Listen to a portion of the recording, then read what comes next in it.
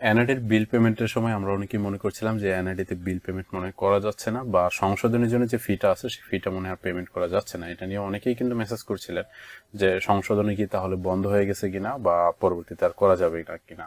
তো এটা নিয়ে আমি কল সেন্টারে কল দিয়ে যেটা জানতে পেরেছিলাম, তো তারা যেটা আমাকে জানিয়েছে যে এটা সাময়িক একটা সমস্যা ছিল, যেটা খুব দ্রুতই তারা সলভ করে ফেলছে, এবং এখন থেকে কিন্তু মোটামুটিভাবে আমরা বিল পেমেন্টগুলো করতে পারতেছি।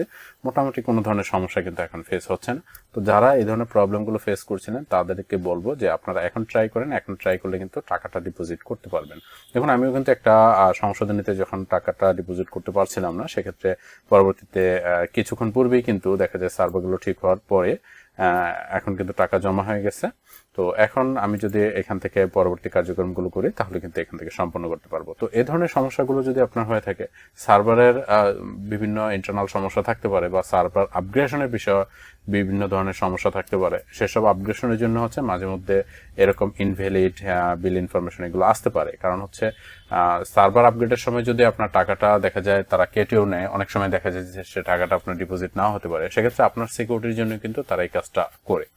সো এটা নিয়ে কোনো ধরনের দুশ্চিন্তার কারণ নেই, বা আমাদের হতাশ হওয়ার কোনো কারণ নেই। সংশোধন বরাবরের মতো সব সময়ের জন্যই চলবে, এবং সংশোধনের আবেদন আপনি যে কোনো সময় করতে পারবেন। কারণ এটা এমন একটা সমস্যা যে সংশোধন অ্যাকচুয়ালি আপনার নতুন ভোটার হচ্ছে, নতুন সংশোধন হচ্ছে, নতুন ভোটার হওয়ার সময় অনেকে অনেক কিছু ভুল করতেছেন, সেই সংশোধনগুলো আবার করতে হচ্ছে। এই জন্য হচ্ছে সার্ভার এটা কখনোই বন্ধ হবে না।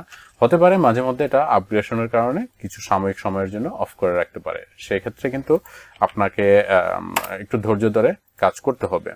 তো এনআরডি বিষয়ে কোনো কিছু ইনফরমেশন যদি আমাদের কাছে জানার প্রয়োজন হয় তাহলে অবশ্যই কমেন্টস করে জানাবেন। আর যারা আমাদের চ্যানেলটিতে এখনো নতুন দর্শক আছেন, সাবস্ক্রাইব করে আমাদের সাথে থাকবেন।